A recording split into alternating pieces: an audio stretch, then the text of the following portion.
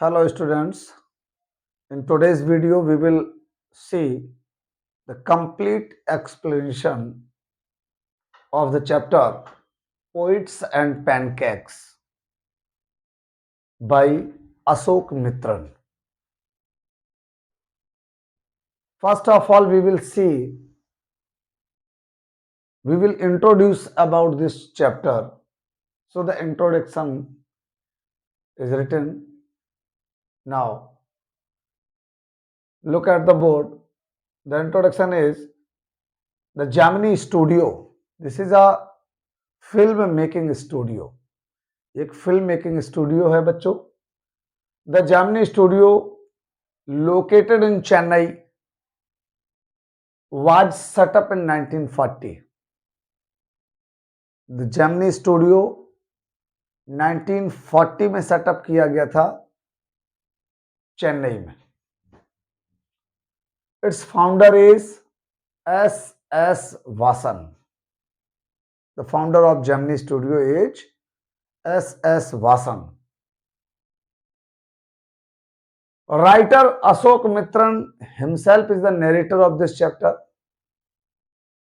So the narrator Ashok Mitran recounts. Narrator Ashok Mitran है, वो recount से याद करते हैं his years in the company. His years माने अपनी उन वर्षों को in the company in his book My Years with Boss.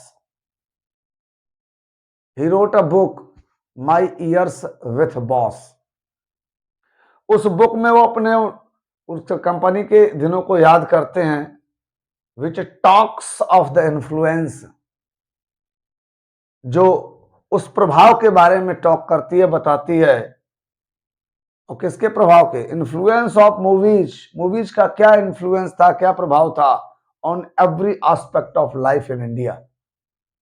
Bharat के हर पहलू पर, भारतीय जीवन के हर पहलू पर मूवीज का क्या प्रभाव था, इसके बारे में ये बुक चर्चा करती है. The duty of narrator in the Gemini studio. Narrator की, अशोक मित्रन की जो ड्यूटी थी जेमिनी स्टूडियो में, was to cut out newspaper clippings. इनका काम था केवल न्यूज़पेपर क्लिपिंग्स को कट करते थे on a wide variety of subjects, different subjects पर, and store them in files, और उन्हें फाइल में स्टोर करते थे. ये नरेटर की ड्यूटी थी. जेमिनी स्टूडियो में नरेटर अशोक मित्रन भी काम करते थे और इनकी ड्यूटी थी न्यूज़पेपर में जो वाइड वैरायटी के वाइड सब्जेक्ट्स पर, वाइड वैरायटी ऑफ सब्जेक्ट्स पर जो भी न्यूज़ निकलती थी, उन क्लिपिंग्स को कट करते थे और उन्हें फाइल अप करते थे. आइए अब चैप्टर को लाइन टू लाइन एक्सप्लेन समझते हैं. देखिए बुक में दिया गया है, I have a book in my hand. आप लोग भी अपनी बुक अपने हाथ में लें, ज्यादा समझ में आएगा. Pancake was the brand name of the makeup material. Pancake जैसा कि चैप्टर का नाम है, पोएट्स एंड पैनकेक्स. पैनकेक्स एक बहुत ही उस समय का प्रोमिनेंट मेकअप मटेरियल ब्रांड का नेम है. आइए, pancake was the brand name of the makeup material. Pancake जो है मेकअप मटेरियल का एक ब्रांड नेम था. दैट जेमिनी स्टूडियोज ब्रॉट, जिसे जेमिनी स्टूडियो बॉट खरीदती थी, इन ट्रक लोड्स, ट्रक भर भर के. ग्रेटा गार्बो, ग्रेटा गार्बो एक नाम है और यह हॉलीवुड एक्ट्रेस का नाम है. तो Greta Garbo must have used it. Greta Garbo ने भी इसे अवश्य ही प्रयोग किया होगा. Miss Gauhar must have used it. Miss Gauhar ने भी इसको यूज किया होगा. ये मिस गौहर एक बहुत ही फेमस बॉलीवुड की सिंगर भी रही हैं, फिल्म प्रोड्यूसर भी रही हैं और ऑनर ऑफ द स्टूडियो भी रही हैं. तो लिखा है कि ये पैनकेक इतना बड़ा ब्रांड था. आप समझिए कि इसमें दिया गया है Greta Garbo must have used it.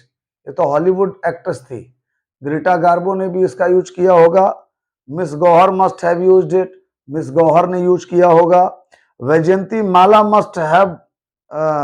Must also have used it, Vyjayanthimala ने भी इसे अवश्य यूज किया होगा।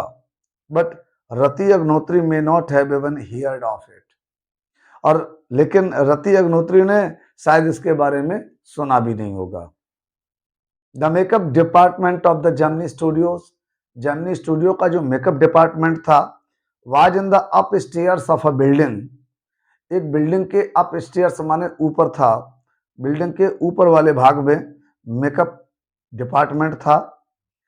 दैट वाज बिलीव्ड, जिसे माना जाता था, to have been Robert Clive's stable, जो कभी रॉबर्ट क्लाइव की स्टबल रही थी, रॉबर्ट क्लाइव का अस्तबल रहा था, रॉबर्ट क्लाइव की घुड़साला रही थी, वो घुड़साल थी कभी। बेटा ये रॉबर्ट क्लाइव एक ब्रिटिश था, और कहना चाहिए कि Robert Clive was the founder of east India company in India, Bharat में ईस्ट इंडिया कंपनी की स्थापना करने वाला बंगाल में यही व्यक्ति था। तो लिखा है जो कभी रॉबर्ट क्लाइव की स्टबल था, a dozen other buildings in the city, शहर में एक दर्जन और दूसरी बिल्डिंगें भी थी, that was believed that are said to have been his residence, इनके बारे में कहा जाता है कि वो उसका रेजिडेंस हुआ करती थी। लगभग एक दर्जन बिल्डिंगें थी। फॉर हिज ब्रीफ लाइफ, उसके उस संक्षिप्त जीवन में जो वहां पर रहा था चेन्नई में, a short period of life, a short span of life in Chennai, Chennai में जो उसका थोड़ा सा समय बीता, and an even briefer stay in Madras, मतलब संक्षिप्त जीवन में, और जो ब्रीफर स्टे, एक संक्षिप्त स्टे था उसका कहा, मद्रास में, चेन्नई में। Robert Clive seems to have done a lot of moving, कहा जाता है कि रॉबर्ट क्लाइव सीम्स, ऐसा प्रतीत होता है कि Robert Clive to have done a lot of moving, कि रॉबर्ट क्लाइव जो था बहुत घूमा था, घूमा फिरा था। Besides fighting some impossible battles, मतलब तमाम असंभव लड़ाइयां लड़ने के अलावा, in remote corners of India, Bharat के सुदूर क्षेत्रों में, एंड मैरिंग इन ए मैडन, और एक लड़की से शादी करने, in saint Mary church in fort saint George in Madras, Madras के सेंट जॉर्ज के किले में एक चर्च था, सेंट मैरी चर्च, उसमें एक लड़की से शादी करने, या भारत के सुदूर क्षेत्रों में बड़ी बड़ी असंभव लड़ाइयां लड़ने के अलावा वो बहुत घूमा था मद्रास में, ऐसा प्रतीत होता है। The makeup room had the look of a hair cutting saloon, जो मेकअप रूम था, हैड अ लुक, वो दिखता था हेयर कटिंग सैलून जैसा, जैसे हेयर कटिंग सैलून होता है उस जैसा दिखता था makeup room.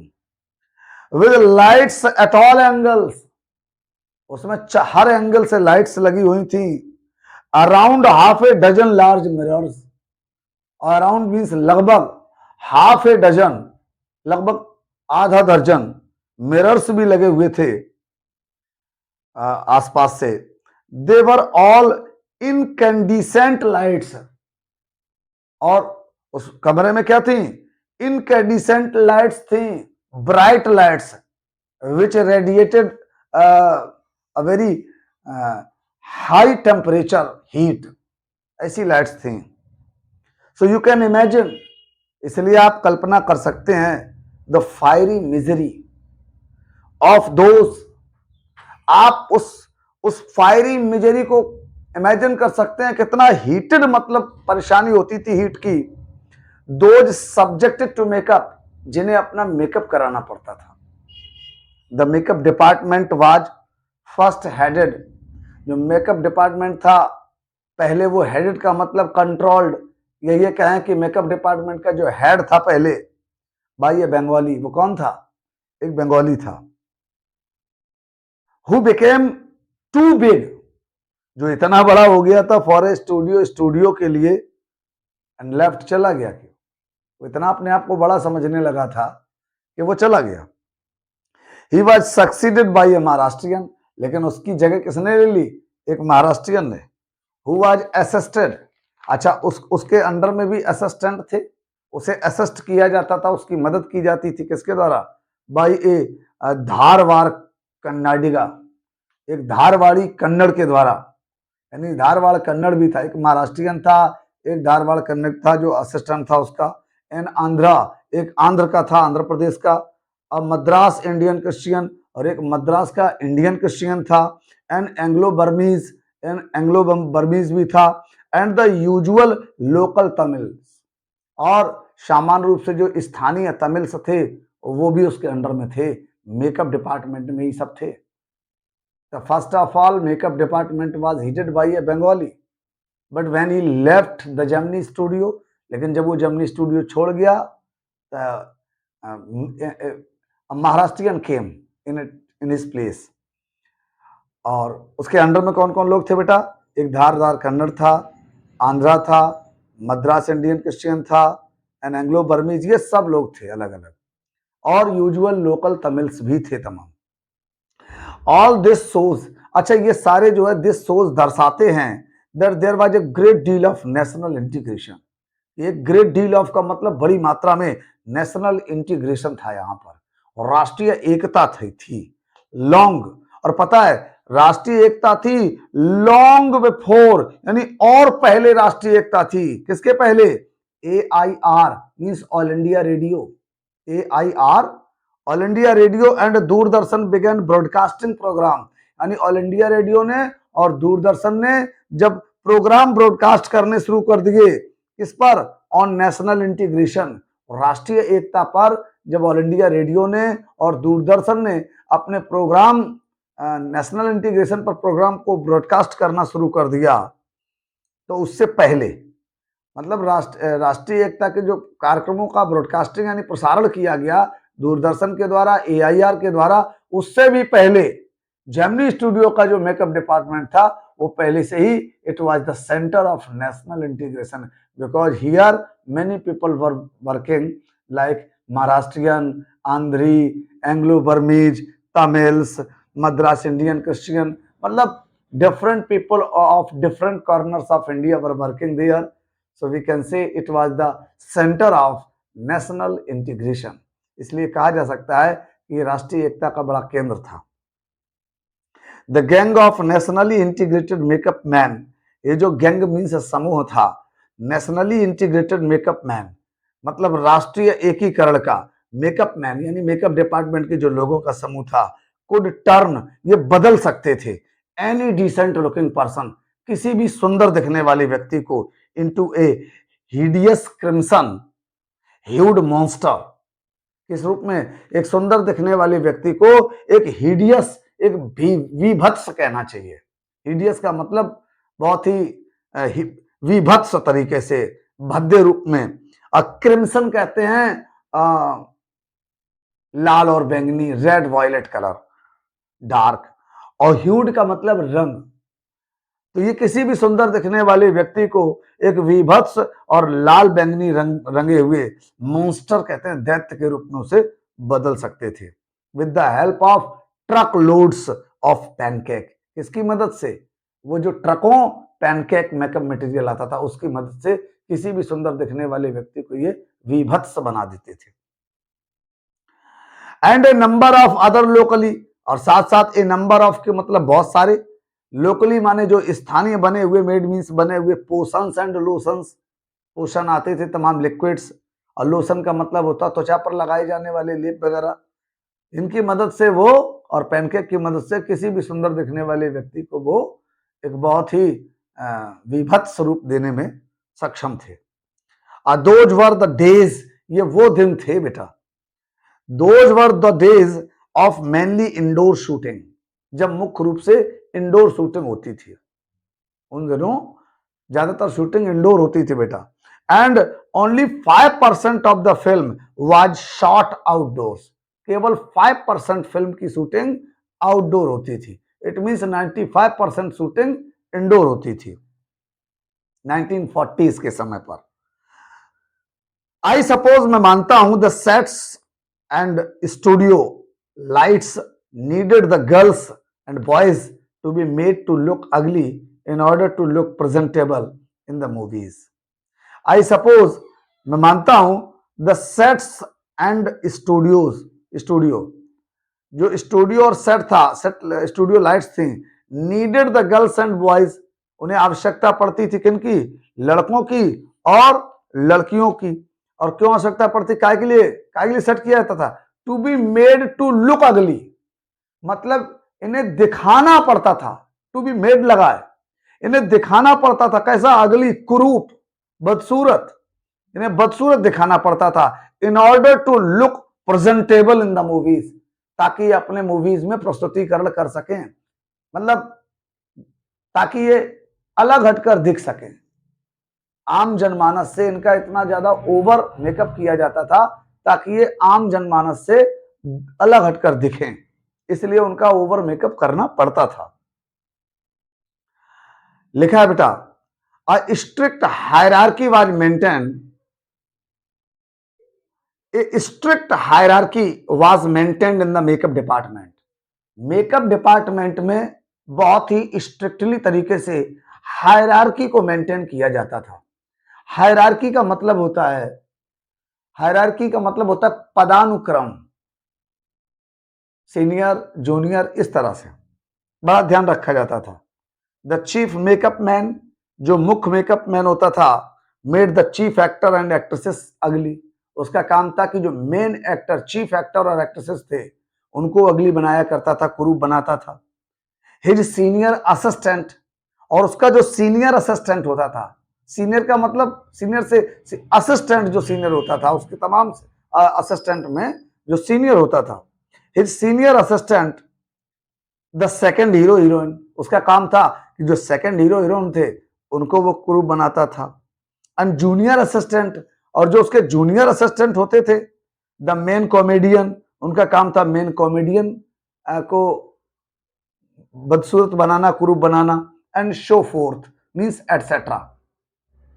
The players who played the crowd, और वो लोग जो क्राउड का प्ले करते थे, क्राउड को प्ले करते थे, क्राउड की भूमिका में होते थे, भीड़ की भूमिका में होने वाले जो लोग थे, वर द रिस्पॉन्सिबिलिटी, उसकी जिम्मेदारी थी of the office boy, office boy के ऊपर, ऑफिस बॉय के ऊपर जिम्मेदारी थी भीड़ को कुरूप बनाना। Even the makeup department of the Gemini studio had an office boy, यहां तक कि जेमिनी स्टूडियो के मेकअप डिपार्टमेंट में भी एक ऑफिस बॉय था। ऑन द डेज, अच्छा उन दिनों, when there was a crowd shooting, जब क्राउड शूटिंग होती थी, भीड़ की शूटिंग होती थी, तो यू कुड सी हिम, आप उसे देख सकते थे, उसे देख him mixing his paint in a giant vessel and slapping it on the crowd players. तो यू कुड सी हिम, आप देख सकते थे, मिक्सिंग हिज पेंट, आप देख सकते थे उसको मिक्स करते हुए, paint in a giant vessel, एक बड़े से बर्तन में, paint means makeup material, pancakes, a face in the and slapping it on the crowd players.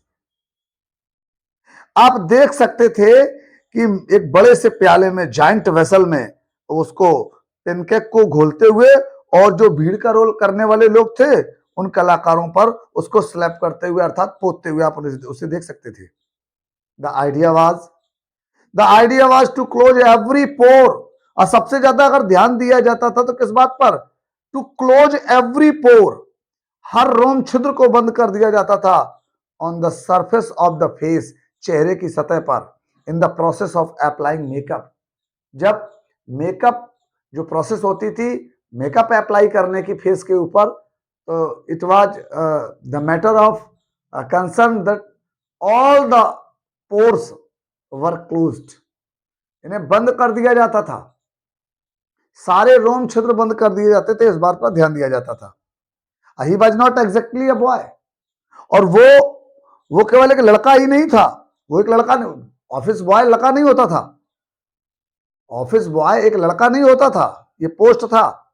He was in his early 40s, वो 40वें साल में था। हैविंग एंटर्ड द स्टूडियोज, वो स्टूडियो में आया था ईयर्स एगो, वर्षों पहले, इन द होप, इस आशा में, of becoming a star actor, कि वो एक स्टार एक्टर बनेगा और अ टॉप स्क्रीन राइटर, या कोई बड़े स्तर का पटकथा लेखक, डायरेक्टर बनेगा और लिरिक राइटर बनेगा। He was a bit of a poet, वो छोटा मोटा कवि भी था। इन दोज डेज, अच्छा नरेटर कहता है अशोक मित्रन कि in those days I work in a cubicle, इन दिनों में उसी जर्मनी स्टूडियो में एक छोटे से कमरे में, कक्ष में मैं अपना काम करता था। क्यूबिकल का मतलब है for a small room, cube shape का। Two whole sides of which, इस रूम के दो पूरे पूरे साइड जो थे उन पर वर फ्रेंच विंडोज, फ्रेंच विंडो थी। आई डिडंट नो, मुझे पता नहीं था या मैं नहीं जानता था एट द टाइम उस समय पर कि देवर कॉल्ड फ्रेंच विंडोज, इन्हें फ्रेंच विंडोज कहा जाता है। सीइंग मी सिटिंग, अच्छा मुझे देख करके बैठा हुआ, एट माई डेस्क, अपनी डेस्क पर, टीयरिंग अप न्यूज़पेपर्स, अखबारों को फाड़ते हुए, day in and day night, day out, रात और दिन अपनी सीट पर बैठे हुए अखबारों को फाड़ते हुए देख करके, मुझे देख करके, मोस्ट पीपल थॉट, ज्यादातर लोग तो केवल यही सोचते थे कि I was doing next to nothing, मैं कुछ भी करता नहीं था। जो भी मुझे इस तरह से अपनी जगह बैठे हुए देखता था, मैं अपने बैठे अखबार पढ़ा करता था, ये मेरी ड्यूटी थी। जो भी मुझे देखता था तो उसे लगता था कि मैं कुछ काम नहीं करता था। It is likely that the boss, और संभवतः the boss thought like was to, जो बॉस थे वो भी ऐसे ही सोचते थे संभवतः। सो एनीवन, इसलिए कोई भी हु फेल्ट इट, जिसे भी ऐसा लगा, जिसने भी ऐसा सोचा, उससे क्या लगा कि I should be given some occupation, कि मुझे कुछ ना कुछ और काम दे देना चाहिए। और जो आता था वो बार्ज इनटू, जो भी आता था वो क्या होता था, आ धमकता था माई क्यूबिकल, मेरे उस कमरे में, and deliver N extended lecture, और एक लंबा चौड़ा लेक्चर देकर चला जाता था। जिसके जो कोई भी मुझे देखता था तो उसे लगता था कि मैं कोई काम नहीं करता वहां, इसलिए हर किसी के मन में था मुझे कोई और काम दे दिया जाए। और आकर के जो भी आता था वो मेरे कमरे में बार्ज इनटू मींस आ धमकता था, और क्या करता था, डिलीवर एन एक्सटेंडेड लेक्चर, और आकर एक लंबा चौड़ा लेक्चर देकर चला जाता था।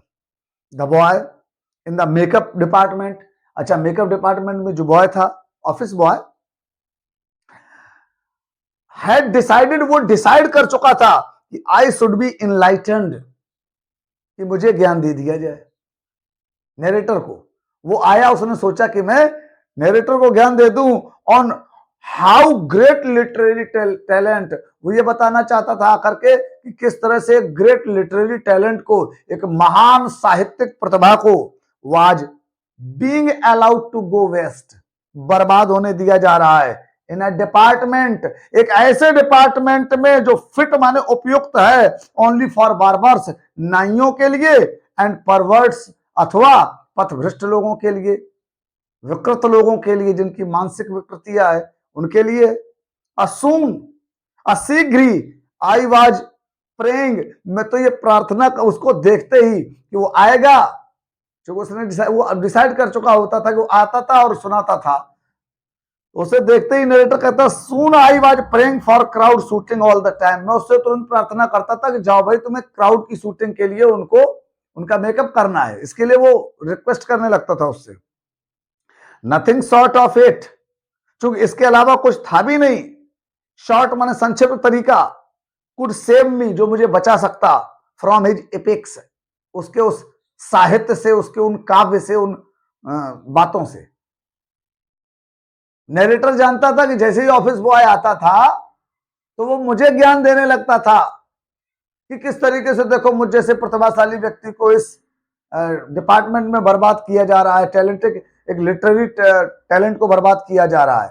तो इस तरह से वो जैसे मुझे बताने आता था तो मैं जानता था वो यही बातें करेगा, इसलिए मैं पहले से प्रार्थना करने लगता था, जाओ देर हो रही है, और क्राउड की पेंट मतलब जो मेकअप करने के लिए जल्दी जाइए, क्योंकि यही एक तरीका था उससे बचने का, उसकी बातों से बचने का, एपिक्स से बचने का। वैसे एपिक्स कहते हैं महाकाव्य को, यहां मतलब है कि उसकी बातों से बचने का यही तरीका था। Students, next para, in all instances of frustration, अच्छा फ्रस्ट्रेशन चिड़चिड़ापन, तनाव, निराशा, कुछ भी कह सकते हैं। इन ऑल इंस्टांसेस, सभी उदाहरणों में, ऑफ फ्रस्ट्रेशन, तनाव के, कुंठा के जो भी उदाहरण हैं, यू विल ऑलवेज फाइंड, उनमें आप हमेशा पाएंगे द एंगर, माने जो क्रोध होता है, directed towards a single person, वो एक ही आदमी पे निकलता है। जितने भी फ्रस्ट्रेशन के जितने भी एग्जाम्पल उनमें आप पाएंगे, उनमें आप हमेशा पाएंगे कि जो क्रोध है, एंगर है, directed towards a single person, किसी एक ही आदमी पर निकलता है। ओपनली, खुल करके निकले, और कवर्टली अथवा सीक्रेट रूप से निकले, गुप्त रूप से निकले। And this man of the makeup department, और ये व्यक्ति जो था मेकअप डिपार्टमेंट का, वॉज कन्विंस्ड, इसे तसल्ली थी, इसे पूरी तरीके से इस बात की तसल्ली थी, या ये कहें कि ये जो मेकअप डिपार्टमेंट का जो था, ये मेकअप बॉय का मतलब ऑफिस बॉय से ही है, मेकअप डिपार्टमेंट में काम करता था, तो ये जो लड़का था, इसे इस बात की तसल्ली हो गई थी, या ये निश्चिंत हो गया था, ये विश्वस्त था। कॉन्विंस्ड का मतलब ये विश्वस्त था पूरी तरीके से कि दैट ऑल हिज वोज, कि उसके सारे दुखों का या परेशानियों का, और लिखा है इग्नोमिनी, इग्नोमिनी का मतलब होता है बदनामी, उसकी बदनामी का, उसकी परेशानियों का, और निग्लेक्ट, और उसकी उपेक्षा का। ये जो भी उपेक्षा थी, जो बदनामी थी, जो परेशानियां थी, जो दुख थे, ड्यू टू कोठा मंगलम सुब्बू, ये कोठा मंगलम सुब्बू के कारण थे। ये बात उसे, इस बात का उसे विश्वास था कि उसको जो भी दुख, परेशानियां और जो भी बदनामी मिल रही है, जो उपेक्षा की जा रही है, उसका कारण कोठा मंगलम सुब्बू है, ये बात वो विश्वस्त था। Subbu was the number 2 at Gemini studios, जो जेमिनी स्टूडियो में सुब्बू नंबर 2 पर था। He couldn't have had a more encouraging opening in films than our grown-up makeup boy had. बच्चों ध्यान से समझें, लिखा he couldn't have had a more encouraging opening। शायद ही शब्द आया सुब्बू के लिए, कि सुब्बू की ओपनिंग जो थी इस जेमिनी स्टूडियो में, तो वो इतनी इनकरेजिंग नहीं थी, इतनी धमाकेदार नहीं थी। उसकी जो एंट्री थी फिल्म जेमिनी स्टूडियो में, वो इतनी धमाकेदार एंट्री नहीं थी इन फिल्म्स, माने फिल्मों में, देन आवर ग्रोन अप, किसकी तुलना में, जो हमारा बड़ा हो चला मेकअप बॉय था ना, हमारा जो मेकअप बॉय था, ऑफिस बॉय था, उसकी जो एंट्री थी फिल्मों में, जितनी धमाकेदार थी, शायद उतनी धमाकेदार एंट्री, इतनी इनकरेजिंग ओपनिंग शायद उसकी नहीं थी जिसकी सुब्बू की। ऑन द कॉन्ट्रेरी, उल्टा और क्या था, he must have had to face, उसे अवश्य ही सामना करना पड़ा होगा, किसे, सुब्बू को। यानी जब उसकी एंट्री हुई थी ऑफिस बॉय की, तो बड़ी गजब थी, इनकरेजिंग ओपनिंग थी फिल्मों में, लेकिन सुब्बू के आने के बाद उसके ऊपर ग्रह लग गई, उसकी स्थिति खराब होती चली गई, और सुब्बू नंबर 2 पर पहुंच गया। तो यहां नरेटर कहता है कि एंट्री जो थी ऑफिस बॉय की ज्यादा धमाकेदार थी उसके बजाय, कहता on the contrary he must have had to face, उसे तो सामना करना पड़ा होगा, मोर अनसर्टन, ज्यादा अनिश्चित, एंड डिफिकल्ट टाइम्स, और कठिन समय का। सुब्बू को तो और भी ज्यादा कठिन समय का सामना करना पड़ा होगा। When he began his career, जब उसने अपने करियर की शुरुआत की फिल्मों में, there were no formally established film producing companies और स्टूडियोज। अच्छा, उस समय पर इतने ज्यादा एस्टैब्लिश्ड, अच्छे से संस्था, मतलब स्थापित न तो कंपनीज थी फिल्मों की, प्रोड्यूसिंग कंपनी नहीं थी, और ना इतने फिल्म स्टूडियोज हुआ करते थे जब वो आया था। Even in the matter of education, और अगर हम मैटर ऑफ एजुकेशन की बात करें, स्पेशली फॉर्मल एजुकेशन, जहां तक विशेष रूप से फॉर्मल एजुकेशन की बात करें, तो Subbu couldn't have had an appreciable lead over our boy. तो सुब्बू हैड, क्या लिखा, Subbu could not have had an appreciable lead over our boy. Subbu, over our boy का मतलब हमारा लड़का, हमारा लड़का का मतलब ऑफिस बॉय। सुब्बू हमारे लड़के से बहुत आगे नहीं था। लिखा है Subbu couldn't have an appreciable lead. Appreciable lead का मतलब है बहुत आगे, एप्रिसिएबल लीड का मतलब है बहुत आगे नहीं था हमारे लड़के से। शिक्षा के मामले में भी सुब्बू ऑफिस बॉय से आगे नहीं था, बट लेकिन by virtue of being born a Brahmin, लेकिन उसके पास एक सद्गुण था, वर्च्यू था, क्या का, बीइंग बॉर्न ए ब्राह्मण, क्योंकि ब्राह्मण के रूप में उसका जन्म हुआ था। और ए वर्चू इंडीड, और वास्तव में ये वर्चू था, सद्गुण था, एक नेक गुण था उसके लिए। और इसलिए ही मस्ट हैव हैड एक्सपोजर, और इसीलिए उसको क्या मिला, एक्सपोजर मिला टू मोर एफ्लुएंट, ज्यादा समृद्ध लोगों के बीच में, या वो ज्यादा समृद्ध लोगों के बीच रह सक सॉरी एफ्लुएंट सिचुएशंस, ज्यादा अच्छी परिस्थितियों एंड पीपल, और ज्यादा अच्छे या समृद्ध लोगों के बीच में रहने का मौका मिला उसे, जो ब्राह्मण था। He had the ability to look cheerful, इसके अलावा उसके अंदर एक और योग्यता थी, सुब्बू के अंदर एबिलिटी थी, क्या है कि look cheerful at all times, हर समय वो प्रसन्न दिखाई देता था। Even after having had a hand in a flop film, भले ही उसका हाथ एक फ्लॉप फिल्म में रहा हो, इसके बाद भी वो प्रसन्न दिखाई देता था। He always had work for somebody. He always had work for somebody, और he always had, उसके पास हमेशा होता था, वर्क माने काम, for somebody किसी न किसी का काम उसके पास हमेशा रहता था। He could never do things, अच्छा वो कोई काम नहीं करता था on his own, अपने खुद के लिए कोई काम नहीं करता था।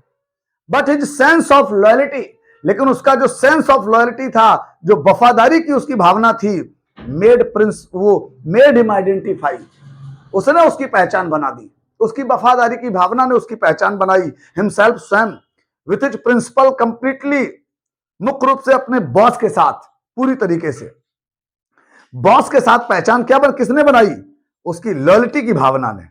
प्रिंसिपल का मतलब यहां बॉस से उसके। And turn his entire creativity, और उसने अपनी सारी रचनात्मकता को, सारी क्रिएटिविटी को टर्न कर दिया था, लगा दिया था किसमें, टू हिज प्रिंसिपल्स एडवांटेज, अपने बॉस के लाभ में, यानी वो अपनी सारी क्रिएटिविटी अपने बॉस के बेनिफिट में ही लगा देता था। Subbu, he was tailor made for films, tailor made word का मतलब है suitable, he was tailor made for films, वो फिल्मों के लिए सूटेबल था। हियर वाज अ मैन, ये एक ऐसा आदमी था, हु कुड बी इंस्पायर्ड, जिसे प्रेरित किया जा सकता था या प्रोत्साहित किया जा सकता था, व्हेन कमांडेड, जब भी आदेश दिया जाए।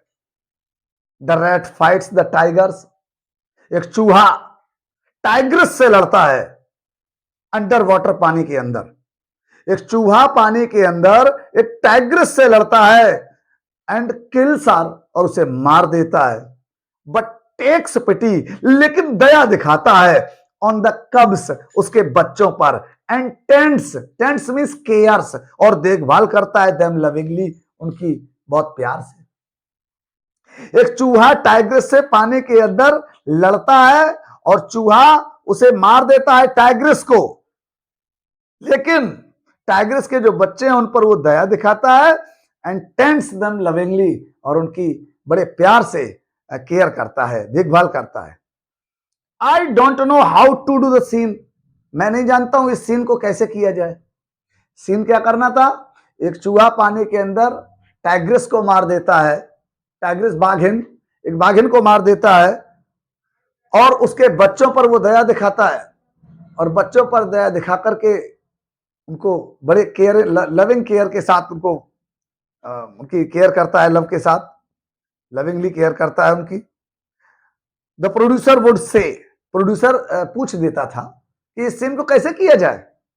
गुड, अच्छा ठीक है, but I am not sure, oh sorry 1 minute, I don't know how to do the scene, मैं नहीं जानता इस सीन को कैसे किया जाए। The producer would say, producer पूछ दिया करता था, and Subbu would come out with 4 ways, अच्छा सुब्बू 4 तरीके लेकर आ जाता था, of the rat pouring affection, rat pouring affection की जो चूहा है किस तरीके से अपना प्यार उड़ेल देता है, on it's victims of spring, अपने शिकार के ऑफ स्प्रिंग कहते हैं बच्चों पर, टाइगर्स के बच्चों पर किस तरीके से रेट अपना प्यार उड़ेल देता है, इसके एक नहीं 4 तरीके वो बताता था सुब्बू।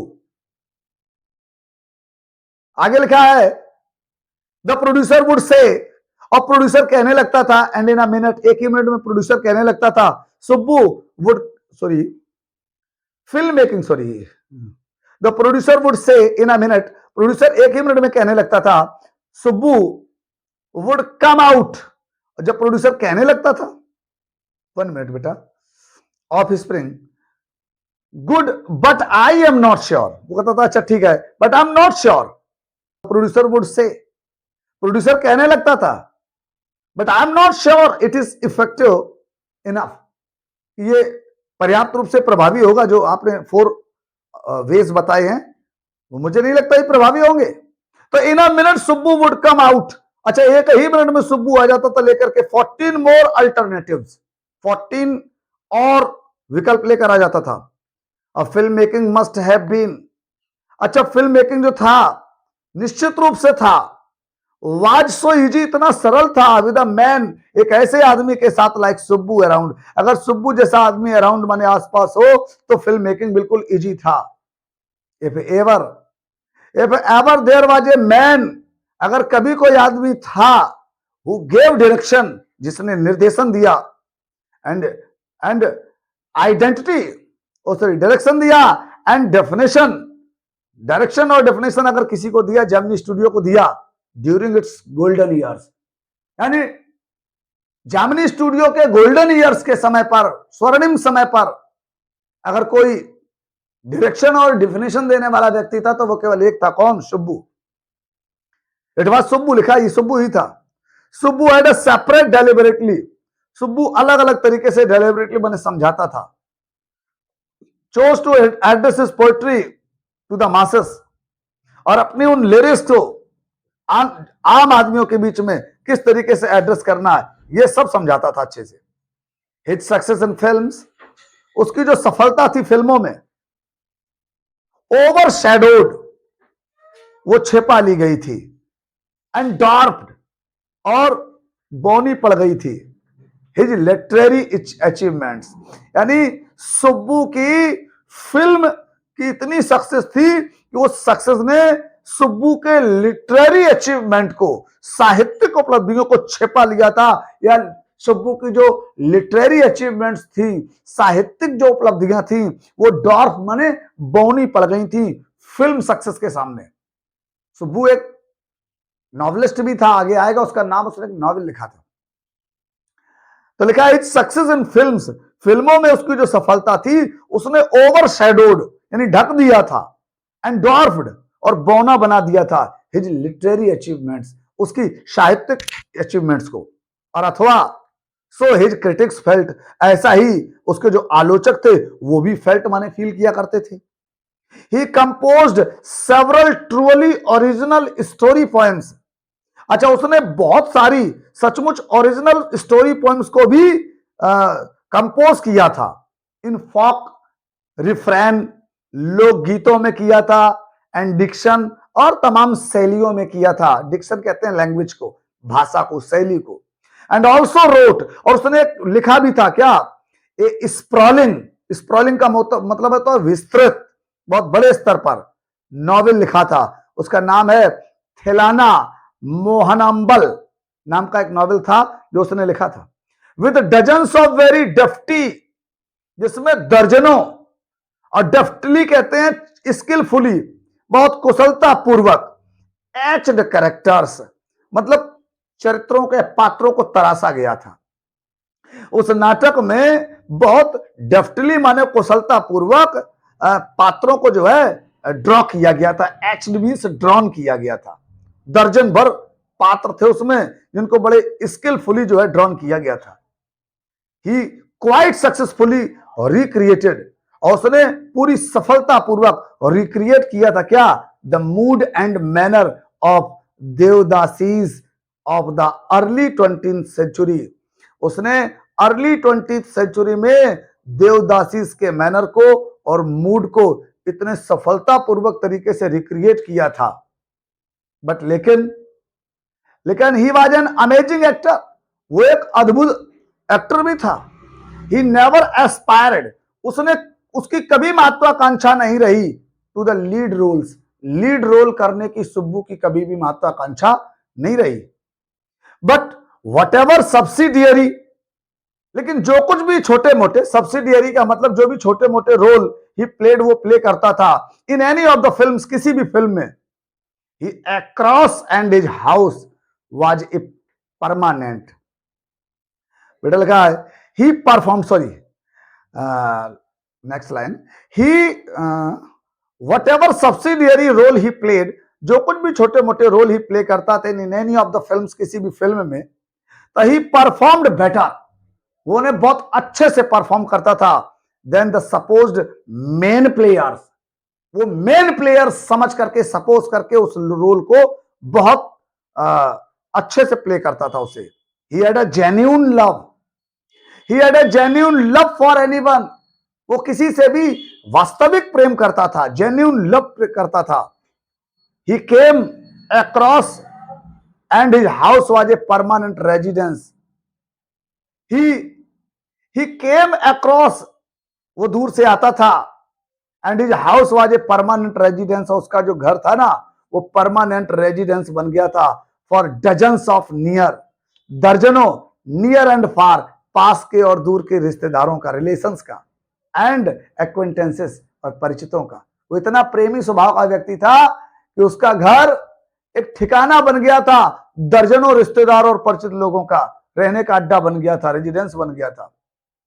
इट सीम्ड, ऐसा लगता था, अगेंस्ट सुब्बूज नेचर, ऐसा लगता था against Subbu's nature to be even conscious, conscious का मतलब है अवेयर ऑफ, बेटा, that he was feeding and supporting so many of them. It seemed against Subbu, Subbu, ऐसा लगता था कि अगेंस्ट सुब्बूज नेचर, सुब्बू के नेचर के विपरीत, टू बी इवन कॉन्सियस, वो विपरीत, वो इस बात से अवेयर था, अपने नेचर के विपरीत वो इस बात से अवेयर था that he was feeding and supporting so many of them, कि बहुत सारे लोगों को सपोर्ट करता था और फीडिंग कराता था, नहीं भोजन कराता था। सच ए चैरिटेबल, इतना दयालु, चैरिटेबल का मतलब यहां दयालु से, काइंड से है। सच ए चैरिटेबल एंड इम्प्रोविडेंट, इम्प्रोविडेंट का मतलब होता है कम खर्च करने वाला व्यक्ति, इस तरह का वो एक काइंड और कम खर्च करने वाला व्यक्ति मैन बन गया था। एंड येट, और फिर भी, ही हैड एनिमीज, फिर भी उसके शत्रु थे, इतना दयालु था और फिर भी उसके शत्रु थे।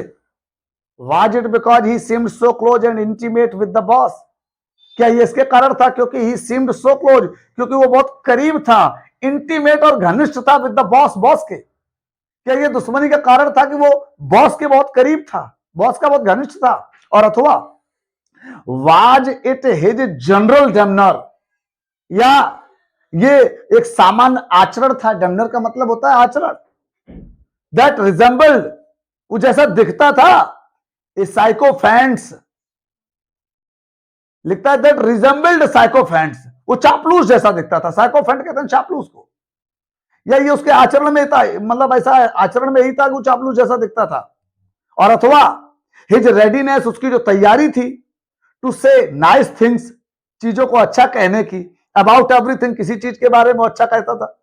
इन एनी केस, किसी भी मामले में, देयर वाज दिस मैन, यही वो व्यक्ति था इन द मेकअप डिपार्टमेंट में, हु वुड विश, जो चाहता था, द डियरेस्ट थिंग्स, सबसे भयानक चीज चाहता था फॉर सुब्बू के लिए, मतलब यही एक ऐसा व्यक्ति था, ऑफिस बॉय ही एक व्यक्ति ऐसा था जो सुब्बू के बारे में, डियरेस्ट का मतलब यहां पर है भयानक चाहना, बुरा चाहने वाला, सुब्बू के बारे में बुरा चाहने वाला व्यक्ति केवल ऑफिस बॉय ही था, और शायद उसका कारण क्या था कि वो बॉस के बहुत करीब था। यूसा, आप देखें सुब्बू को always with the boss, Subbu हमेशा बॉस के साथ दिखाई देता है, but in the attendance rolls, लेकिन अटेंडेंस रजिस्टर में, ही वाज ग्रुप्ड, वो शामिल था under a department called the story department. Story में सुब्बू हमेशा बॉस के साथ दिखाई देता है, लेकिन रजिस्टर में, अटेंडेंस रजिस्टर में उसका नाम किसमें था, स्टोरी डिपार्टमेंट में था। कंप्राइजिंग, मतलब स्टोरी डिपार्टमेंट कंप्राइज था, कंटेंट था। अच्छा, उसमें कौन कौन लोग स्टोरी डिपार्टमेंट में, और कौन कौन लोग कंप्राइज थे, एक लॉयर था, and N assembly of writers, और राइटर्स की पूरी असेंबली थी, एंड द पोइट्स, पोइट्स की, लेखकों और कवियों का पूरा दल था, साथ में एक वकील भी था, और शुब्बू का नाम भी उसी रजिस्टर में था स्टोरी डिपार्टमेंट के। The lawyer was also official, जो लॉयर था वो भी officially known as the legal adviser, officially रूप से, आधिकारिक रूप से उसे लीगल एडवाइजर के रूप में जाना जाता था। But everybody referred to him as the opposite, लेकिन हर कोई उसका ठीक उल्टा जिक्र करता था। एन एक्सट्रीमली टैलेंटेड एक्ट्रेस, क्योंकि एक बहुत ही प्रतिभाशाली जो एक्ट्रेस थी, who was also extremely temperamental, और जो बहुत ही अत्यधिक तुनक मिजाज स्वभाव की थी, उसका जो टेम्परामेंट था बहुत एक्सट्रीम था। वंस ब्लू ओवर, एक बार वो भड़क उठी, ऑन द सेट्स, सेट पर एक बार वो एक्ट्रेस भड़क उठी। व्हाइल एवरीवन स्टूड स्टंड, जब सभी वहां पर एकदम सन्न खड़े थे, स्टंड का मतलब होता है चकित खड़े थे। The lawyer quietly switched on, lawyer ने क्या किया, चुपचाप स्विच ऑन कर दिया the recording equipment, recording equipment का। When the actress paused for breath, और जब एक्ट्रेस रुकी सांस लेने के लिए, तो the lawyer said to her, lawyer ने उससे कहा 1 minute, 1 minute please, and played back the recording, और रिकॉर्डिंग को प्लेबैक कर दिया। There was nothing incriminating of unmentionably foul about the actress. There was nothing incriminating, incriminating का मतलब होता है किसी को दोषी दिखाना, इसमें किसी को दोषी नहीं दिखाया गया था और अथवा अनमेंशनेबली, किसी का नाम भी उसने मेंशन किया था। फाउल, या ये कहें कि कोई किसी फाउल चीज को मेंशन नहीं किया था उसने, कोई भी अश्लील चीज का शब्द का प्रयोग नहीं किया था उसने। अबाउट द एक्ट्रेस, एक्ट्रेस के बारे में एक्ट्रेस ने लिखा, एक्ट्रेस टिरेड, टिरेड कहते हैं बेटा, टिरेड का जो मीनिंग होता है वो होता है लंबा और उत्तेजनापूर्ण भाषण, a long and violent speech को कहते हैं टिरेड। तो जो एक्ट्रेस ने अपना, टिरेड का मतलब लंबा और उत्तेजनापूर्ण भाषण दिया, चिल्लाई, वो भड़की, उसमें कुछ भी अश्लील नहीं था, ऐसा कुछ मेंशन नहीं किया। अनमेंशनेबली फाउल, कोई भी फाउल चीज को उसने मेंशन नहीं किया था अपने उस टिरेड में, means long and violent speech में, अगेंस्ट द प्रोड्यूसर, प्रोड्यूसर के खिलाफ उसने कोई भी फाउल चीज मेंशन नहीं की थी। अब against the, but when she heard, लेकिन जब उसने सुना, हर वॉइस, अपनी आवाज को अगेन पुनः, थ्रू द साउंड इक्विपमेंट, जब उसने साउंड इक्विपमेंट से अपनी आवाज को पुनः सुना, तो शी वाज स्ट्रक डम्ब, वो स्टंड रह गई। स्ट्रक डम्ब मींस स्टंड हो जाना, भौचक्का रह जाना। A girl from the countryside, countryside means rural, लड़की कैसी थी, कंट्री साइड की थी। She hadn't gone through, she had not gone through, she hadn't gone through, gone through means होता है एक्सपीरियंस्ड, वो अनुभवी नहीं थी। All the stages of worldly experience, संसार के सभी स्टेजेस के अनुभव नहीं थे उसे। दैट जनरली प्रीसीड, जो पहले आ जाते हैं सामान्य तौर पर। Position of importance and sophistication, जो नजाकत के महत्वपूर्ण मामले होते हैं। दैट शी हैड फाउंड, जो से प्राप्त थे। हर सेल्फ, स्वयं। कैप्चर्ड, क्या लिखा है, कैटापुलेटेड, हाँ मतलब वो her status was high up, but she was not totally experienced about the worldly things. दुनिया की तमाम चीजों में उसे अनुभव नहीं था, उसका कद बड़ा था as an actress. She never quite recovered, लेकिन वो फिर कभी रिकवर नहीं कर पाई अपने आप को फ्रॉम द टेरर, माने उस भय से। शी फेल्ट दैट डे, जो उसने उस दिन अनुभव किया। दैट वाज द एंड, ये अंत हो गया था। ऑफ ए ब्रीफ, माने एक संक्षिप्त एंड ब्रिलियंट एक्टिंग, उसके उस ब्रिलियंट एक्टिंग करियर का, एक तरह से उसकी ब्रिलियंट एक्टिंग करियर का उस दिन अंत हो गया था। किसकी गलती से? लीगल एडवाइजर की गलती से। The legal adviser who was also a member of the story department, ये लीगल एडवाइजर भी स्टोरी डिपार्टमेंट का ही मेंबर था। हैड अनविटिंगली, विटिंगली कहते हैं बुद्धिमानी पूर्ण, और अनविटिंगली मूर्खतापूर्ण तरीके से। तो लिखा who was also member of the story department had unwittingly, यानी जिसने मूर्खतापूर्ण तरीके से brought about that sad and, यानी उसके लाइफ में एक सैड एंड ले आया था। ये लीगल एडवाइजर ही जो था, जो एक्ट्रेस के ब्रिलियंट एक्टिंग करियर में एक सैड एंड लेकर आया। While every other member of the department, जबकि डिपार्टमेंट का प्रत्येक सदस्य वो माने पहनता था काइंड ऑफ यूनिफॉर्म, एक तरह की uniform, khadi dhoti with a slightly oversized, और थोड़ा सा ओवर साइज का, एंड क्लम्सली, और भद्दे तरीके से सिला हुआ, टेलर्ड लगा है, क्लम्सली टेलर्ड मीन्स भद्दे तरीके से सिला हुआ व्हाइट खादी शर्ट, सफेद खादी शर्ट सब लोग पहनते थे। द लीगल एडवाइजर वोर, लेकिन लीगल एडवाइजर एक ऐसा व्यक्ति था जो वोर माने पहनता था पैंट्स एंड टाई, पैंट पहनता था और टाई पहनता था, एंड समटाइम्स अ कोट, कभी कभी तो coat, that looked like a coat of mail, और वो भी कोट कैसा लगता था जैसे पार्सल से अभी अभी आया हो, मेल से आया हो। ऑफन, और अक्सर ही लुक्ड अलोन, अक्सर वो अकेला दिखाई देता है, एंड हेल्पलेस, और असहाय दिखाई देता है। A man of cold logic, एक ठंडे तर्क वाला व्यक्ति, इन अ क्राउड ऑफ ड्रीमर्स, सपने देखने वालों की भीड़ में एक ठंडे तर्क वाला आदमी नजर आता है। अ न्यूट्रल, उदासीन दिखाई देता है, मैन, न्यूट्रल मैन, उदासीन व्यक्ति दिखाई देता है, in an assembly of Gandhi's, उस सभा में जहां गांधीज एंड खादीज, यानी जहां सभी गांधीवादी और खादीज का मतलब है खादी पहनने वालों की भीड़ में वो बिल्कुल न्यूट्रल मैन, उदासीन व्यक्ति दिखाई देता है। Like so many of those, तमाम दूसरे लोगों की तरह, हु वर क्लोज, जो बड़े करीबी थे, टू द बॉस, बॉस के जो करीबी थे उनकी तरह तमाम और लोगों को भी, ही वाज अलाउड, यानी ही मीन्स इस लीगल एडवाइजर को भी अलाउड माने अनुमति थी, to produce a film, film बनाने की, जैसे दूसरे लोगों को फिल्म बनाने की अनुमति थी, इसे भी अनुमति थी।